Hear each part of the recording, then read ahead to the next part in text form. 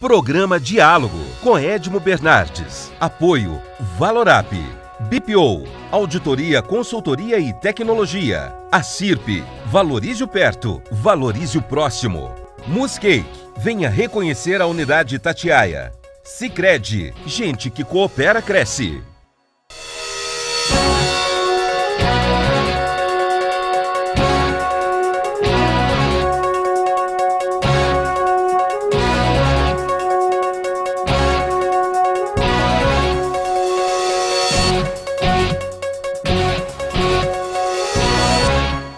Olá, estamos iniciando mais um diálogo com a enorme gentileza do secretário de Estado da Fazenda do Estado de São Paulo, Felipe Salto, a quem desde já agradeço.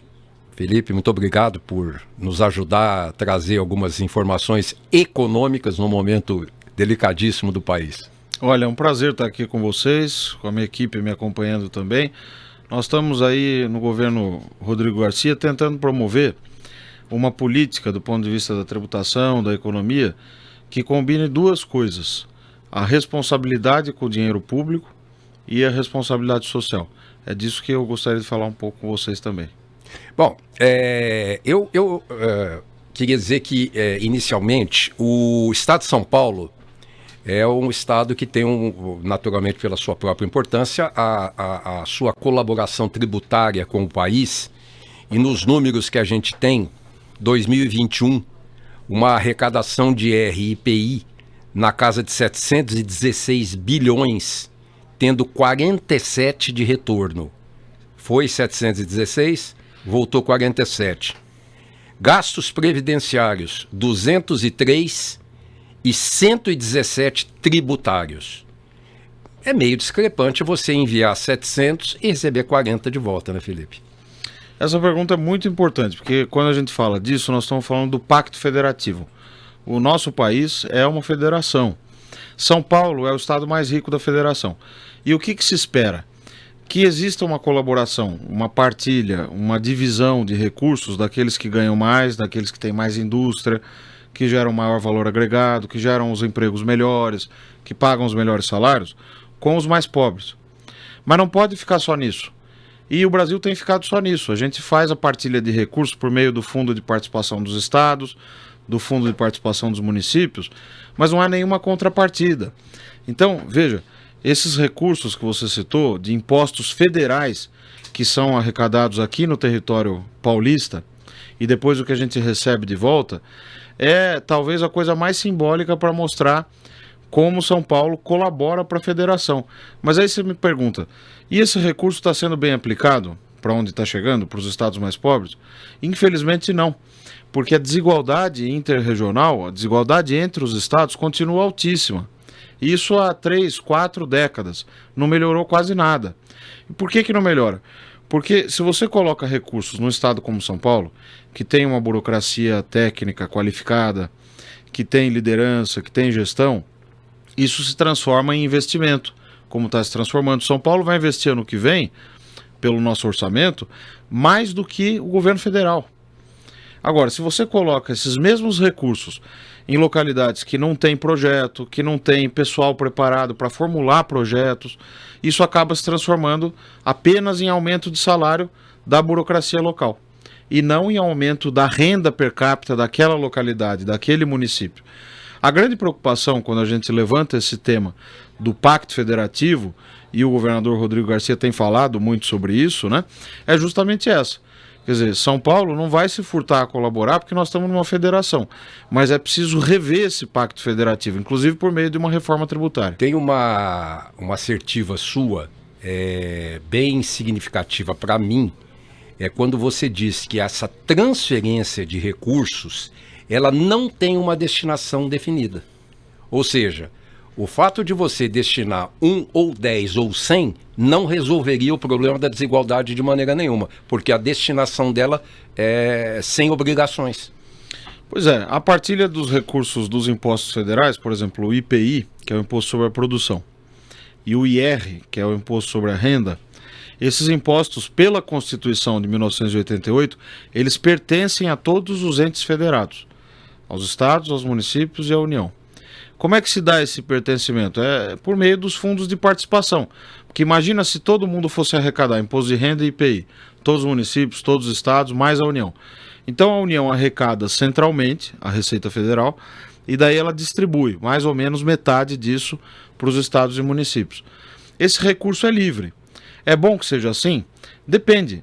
Se a gente tiver pessoal qualificado lá na ponta para ajudar a fazer projeto de investimento, se tiver, por exemplo, estruturas como da Escola Nacional da Administração Pública, dando treinamento para esses burocratas, para esses servidores, se tiver todo um conjunto de políticas de desenvolvimento com vistas ao longo prazo, aí é uma coisa. Agora, só a partilha de recursos vai apenas perpetuando esse quadro de desigualdade entre as regiões, que é dramático, né? Mas não adianta eu colocar mais recurso, você vai dilapidando um estado que prospera, como São Paulo, sem produzir o resultado desejado nos outros estados. Você fez o mestrado no AGV? Sim. E você, na sua tese, no mestrado, você estava dizendo que o fundo de participação dos estados não reduziu a desigualdade. Não adianta aumentar o dinheiro da partilha sem uma destinação correta. Foi por isso que eu te fiz essa pergunta. Foi do seu mestrado isso lá no AGV. Ah, muito bom. Te agradeço até de você ter resgatado a minha dissertação. Lá o que nós concluímos, né? Foi também um trabalho conjunto com o meu orientador, o Jorge Avelino, da FGV São Paulo.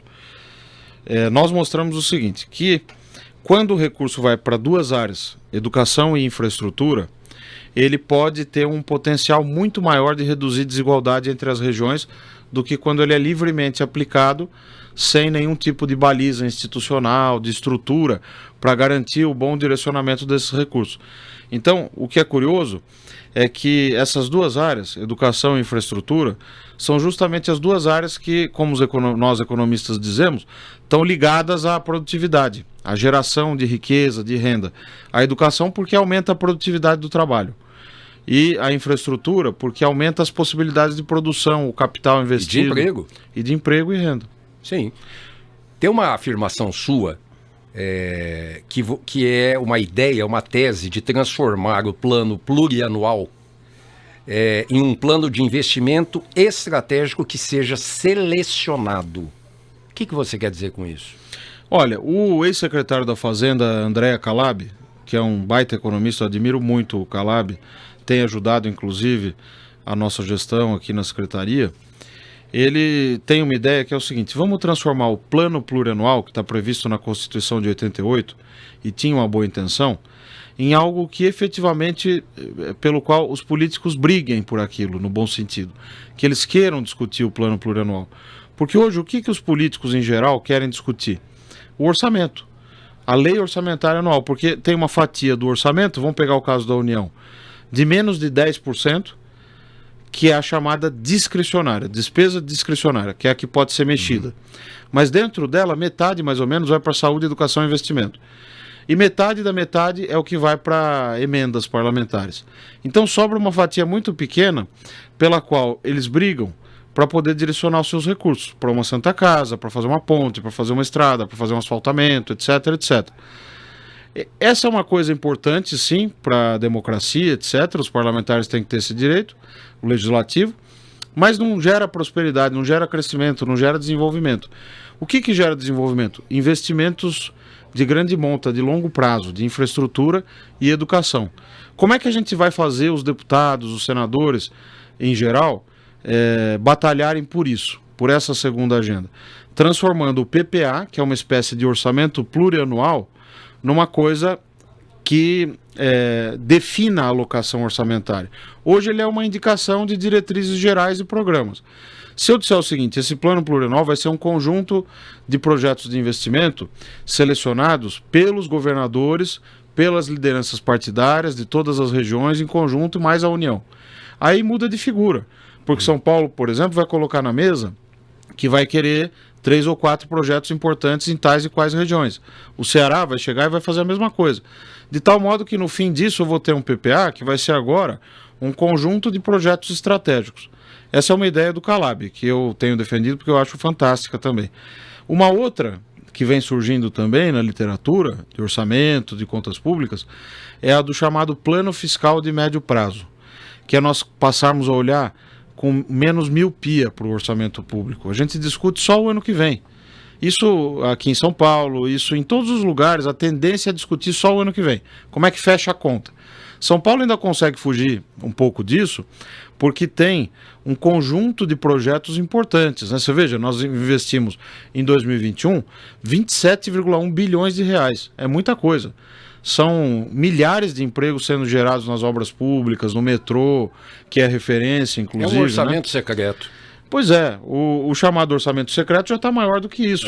Então há uma distorção de valores, de princípios e de regras do jogo que a gente precisa repensar. Você falou da Constituição de 88, falar um pouco do ICMS, que também está contemplado toda a estrutura do ICMS na Constituição de 88 e que deu essa prerrogativa dos estados definirem e determinarem as suas alíquotas. A intenção era boa, mas ninguém imaginava que a guerra fiscal que ia virar através desse desequilíbrio, vamos chamar assim, de alíquotas. Mas, ao mesmo tempo, o empresariado ama de paixão, né? Porque se eu tiver isenção ou tiver que pagar menos, eu monto a minha estrutura em outro lugar. Como é que você vê hoje essa situação? Olha, a guerra fiscal você tocou num ponto fundamental, porque ela virou uma guerra que não tem mais vencedor, só tem perdedor. São Paulo perde, o Ceará perde, Minas perde, Santa Catarina perde. Vendem a ilusão para os seus respectivos moradores e tal, cidadãos, de que estão ganhando alguma coisa. Trouxemos a indústria que estava em São Paulo para cá, para Santa Catarina. Conversa, porque eles vão perder a arrecadação a tal ponto que quebram o Estado. Agora, se São Paulo for fazer a mesma coisa, numa guerra predatória, é impossível, porque São Paulo é um país. São Paulo tem um orçamento de 300 bilhões de reais. Então, chegou o momento da gente acabar com esses incentivos tributários, tem que acabar para todos. Aí nós vamos fazer uma reforma tributária que migre o ICMS para o destino. Então, em vez de ficar essa maluquice de recolher na origem e no destino, então São Paulo produz esse celular aqui e vende para o Ceará. Fica 7% aqui no Ceará, em São Paulo. E lá no Ceará, quanto que ele vai arrecadar? 25%. 18% que é a alíquota interna, menos os 7% que recolheu em São Paulo, 11%. Essa ideia dessas alíquotas interestaduais diferenciadas era para haver, de novo, a partilha de recursos entre Estado rico e Estado pobre. Não funcionou, porque os estados mais pobres, e agora todos os estados, usam esses diferenciais de alíquota para promover incentivos tributários. Então você vê, uma grande montadora conhecida está lá em Pernambuco. Por que está lá e não está em São Paulo? Não é, infelizmente, porque a produtividade do trabalho lá é maior, porque a infraestrutura é melhor. Essa montadora que tem origem em Minas Gerais e as subsidiárias, Chrysler, etc. e acabaram indo lá para Pernambuco. E por que elas vão? Porque o governo de Pernambuco dá um incentivo tributário do tamanho de um bonde. E ela vai. Agora, se nós normalizássemos isso, São Paulo ganharia porque tem uma competitividade muito maior em várias áreas, né? Tem uma infraestrutura melhor, tem educação melhor, tem pessoas mais qualificadas em várias áreas, mas os estados mais pobres também ganhariam, porque daí nós iríamos criar um fundo de investimento e um fundo de desenvolvimento, e junto com uma câmara de compensação, que não é uma ideia nova, mas é uma ideia que eu acho que tem que ser resgatada, com o recurso da União, que a União é o único ente que pode fazer dívida. A União fabrica dinheiro, porque ela emite título público para quem ela quiser. E como o risco de última instância é sempre do Tesouro Nacional, ela consegue fazer isso a juros relativamente controlados. Os estados não podem emitir título. Então, se a União conseguisse emitir de 150 a 200 bilhões para essa finalidade, um fundo de desenvolvimento, uma câmara de compensação, para que os estados pobres tivessem mecanismos inteligentes de atrair a indústria, de fazer política de incentivo, de fazer política de desenvolvimento no bom sentido, nós estaríamos num mundo muito melhor, o Brasil estaria muito melhor, uma situação muito melhor do que essa guerra predatória. Isso que o Felipe está falando é só perguntar para o governo da Bahia o tanto que se abriu para a Ford e o que recebeu de volta. Eu vou chamar o intervalo, daqui a pouquinho estamos de volta. Até já!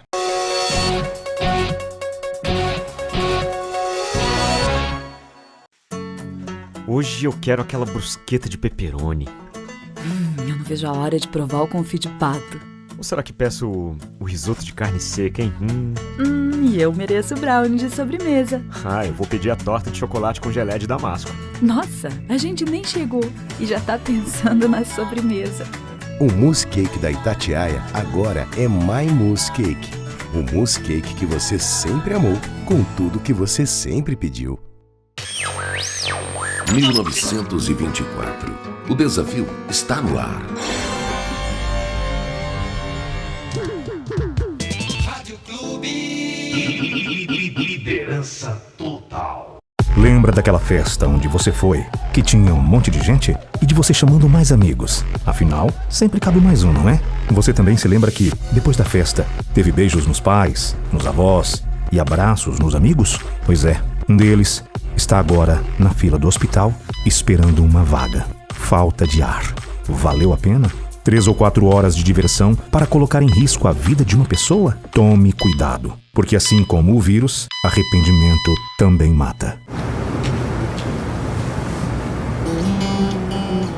Em vez de ficar sonhando com dinheiro, pense em mim, poupe em mim, guarde din-din, meu amigo parceiro. Vamos pegar o primeiro milhão, com destino à felicidade. A felicidade é poupar no Sicredi. Poupança premiada Sicredi. Economize todo mês e concorra a milhões em prêmios com destino à felicidade.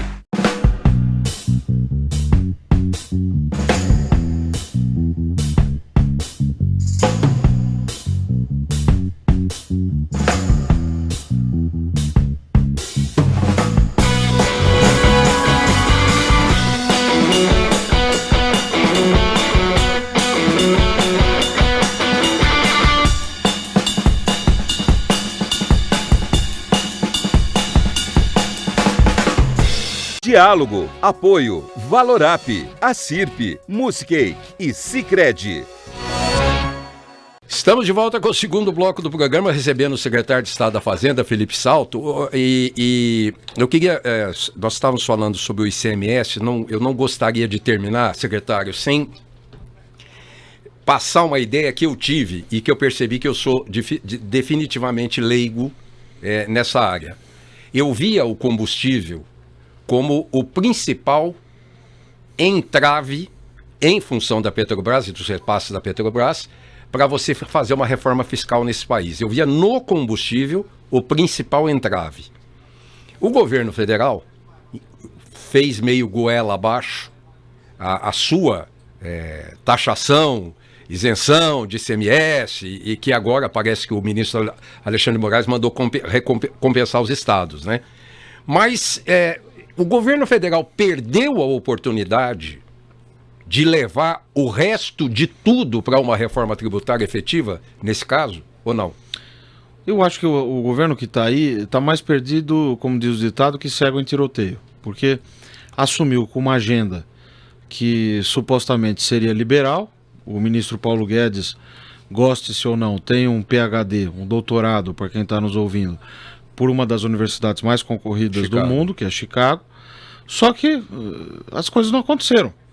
Foram enviadas 3 propostas de emenda à Constituição no começo do governo atual que não renderam absolutamente nenhum tipo de medida estruturante.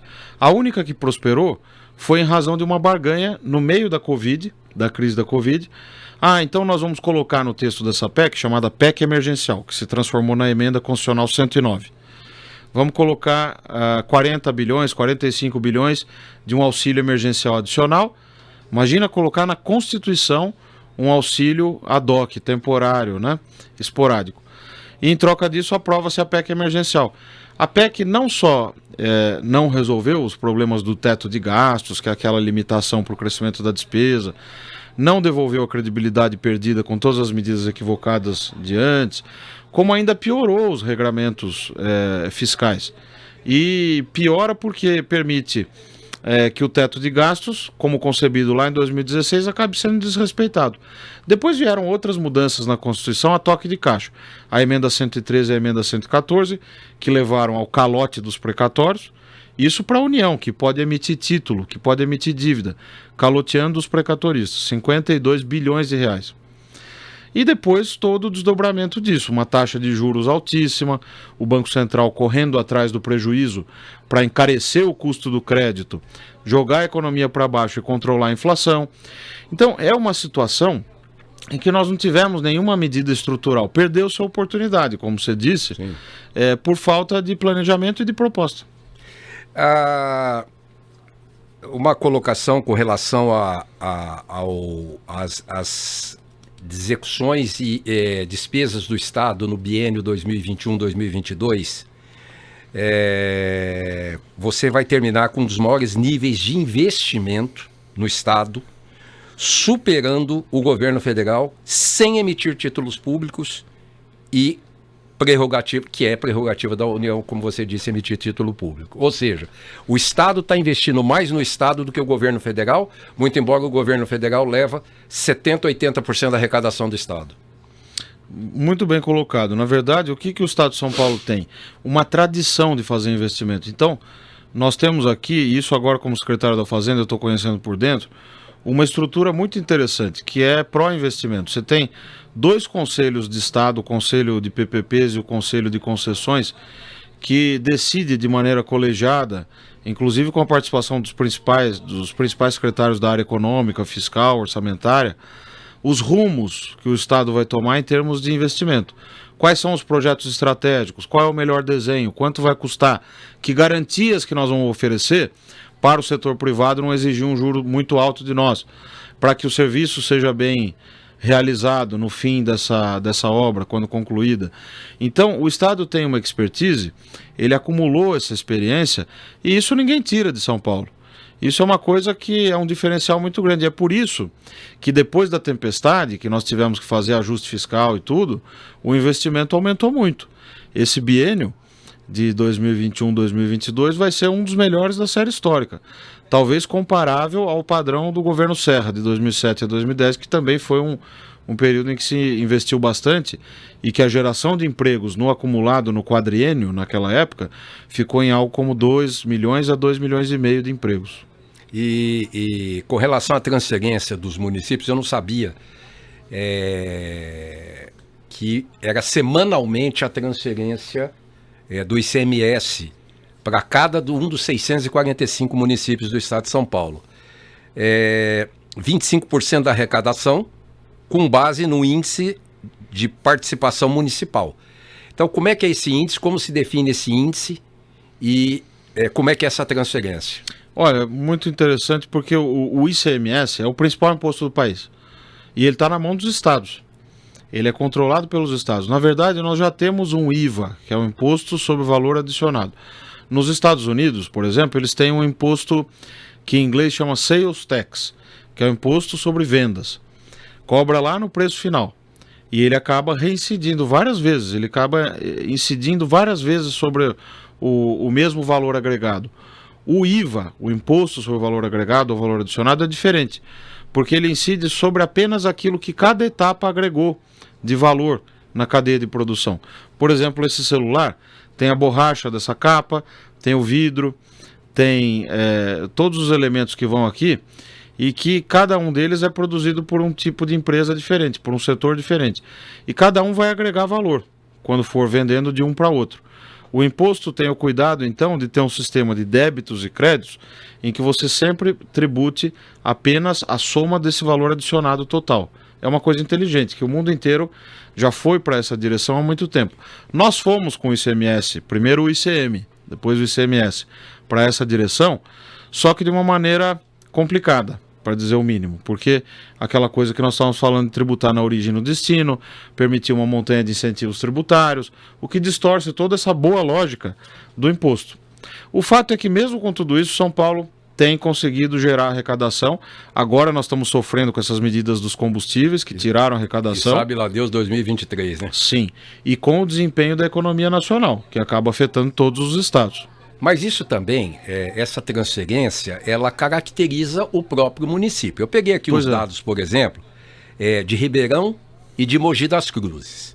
Então, por exemplo, você pega uma arrecadação do ICMS de Ribeirão Preto é extremamente menor do que Mogi das Cruzes. Por quê? Porque Mogi das Cruzes é uma cidade industrial e a circulação de mercadoria é muito maior que a de Ribeirão, que é de prestação de serviço.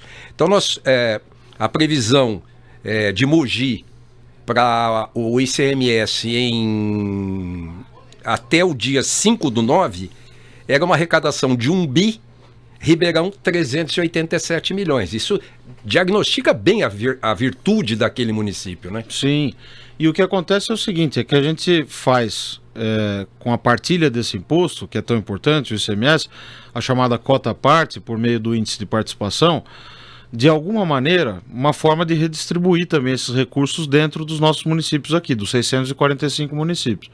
O fato é o seguinte, quando a economia paulista vai bem, ponto 1, a arrecadação tributária vai bem. Porque o que é a arrecadação de imposto? Nada mais é do que uma fatia daquilo que a gente produz, gera de renda ou de riqueza, ou do que consome.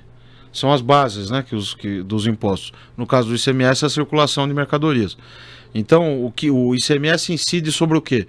Sobre o valor de uma operação em qualquer setor. Né? Uma circulação, uma venda, uma compra de um bem, né? De uma mercadoria. E quando isso acontece, quando a economia vai bem, a arrecadação tributária vai bem, 2, o índice de participação também vai bem. A distribuição desses recursos também melhora, que é o que está acontecendo neste ano, né? Em relação àquele período da crise da Covid, que foi muito ruim, nós estamos tendo uma recuperação bastante significativa, até superior ao do pré-crise. Mas, por um outro lado, nos números aqui do IPVA, que já estão fechados, né? Porque é o primeiro trimestre, é o número que paga. Né? Esse ano foi 5 parcelas, se não me engano. Sim. O IPVA que o senhor definiu lá. Mas quando você pega a prestação de serviços, que é o dinheiro da cidade, e aí ele é aplicado no carro e mostra a pujança de Ribeirão Preto, por exemplo, em relação a Mogi das Cruzes, o IPVA de Ribeirão Preto esse ano é 217 milhões para o município, enquanto que Mogi, 98. Então mostra bem essa é uma radiografia, né, em cima disso. Sem dúvida. No caso do IPVA, é um imposto que incide sobre a propriedade dos automóveis, né? Então, é claro, é um imposto que é totalmente justificado, que financia uma série de políticas públicas importantes do Estado e que nesse contexto em que nós estamos tendo aumento de poluição, aumento do aquecimento global, etc., etc., é um imposto necessário, inclusive, porque ele ajuda a combater essas chamadas, né, externalidades negativas. Então o Estado arrecada, além de arrecadar, distribui para os municípios que, se utilizarem bem, conseguem financiar educação, saúde, etc., etc. O que nós temos que entender é que sem arrecadação, sem esse trabalho que às vezes parece negativo, os empresários reclamam que pagam muito imposto, não teria nada. Não teria ambulatório médico de especialidade, não teria posto de saúde, não teria escola, não teria ensino técnico, não teria estrada. Então, nós temos que entender a arrecadação, e claro que ela tem que ser justa, progressiva, incidir mais sobre quem ganha mais, etc., como o único caminho para o Estado parar de pé. O Estado, se não tiver orçamento, se não tiver financiamento, ele é apenas um conjunto de legislações e de regras escritas num papel. Por exemplo, o SUS, o Sistema Único de Saúde, está escrito na Constituição que ele é integral e universal. Nós dois aqui temos o mesmo direito ao Sistema Único de Saúde que a pessoa que limpou essa sala e que tem 1/100 da nossa renda, por exemplo, e que viabilizou que a gente estivesse aqui agora gravando essa entrevista. E quando a gente fala isso, quer dizer que o Estado vai ter que buscar o recurso necessário para fazer um sistema único de saúde tal que seja capaz de prover saúde tanto para nós dois quanto para essa pessoa que ganha muito menos. Então isso exige a arrecadação de imposto. Nós temos 1 minuto para o final do programa, eu só queria saber o seguinte: depois de vencido no Supremo Tribunal Federal a recomposição desse dinheiro com a perda do ICMS dos combustíveis, como isso vai ser recomposto para o Estado de São Paulo? É como o governador Rodrigo Garcia tem dito, nós vamos ter que ir para o divã, provavelmente, um divã coletivo a partir de janeiro do ano que vem. Porque as confusões que se fez em Brasília foram muito grandes. Nós aprovamos 2 leis complementares que acabaram erodindo o ICMS, que é um imposto dos estados, e aprovamos uma emenda à Constituição 123 que fez a mesma coisa. Então nós vamos ter que rediscutir o Pacto Federativo e aprovar uma reforma tributária que restabeleça um equilíbrio federativo, um equilíbrio entre os estados mínimo. Quero agradecer, chegamos ao final, o secretário de Estado da Fazenda de São Paulo, Felipe Salto, que gentilmente nos atendeu Já vou dizer que essa gravação foi feita à noite, o homem trabalha 24 horas por dia, posso garantir isso. E te agradecer, Felipe, muito obrigado por falar com a gente. Eu que agradeço, um prazer participar aqui com vocês em Ribeirão. Semana que vem estaremos de volta, pessoal, até lá. Programa Diálogo com Edmo Bernardes. Apoio Valorap, BPO, Auditoria, Consultoria e Tecnologia. A CIRP, valorize o perto, valorize o próximo. Muscake, venha reconhecer a unidade Itatiaia. Sicredi, gente que coopera cresce.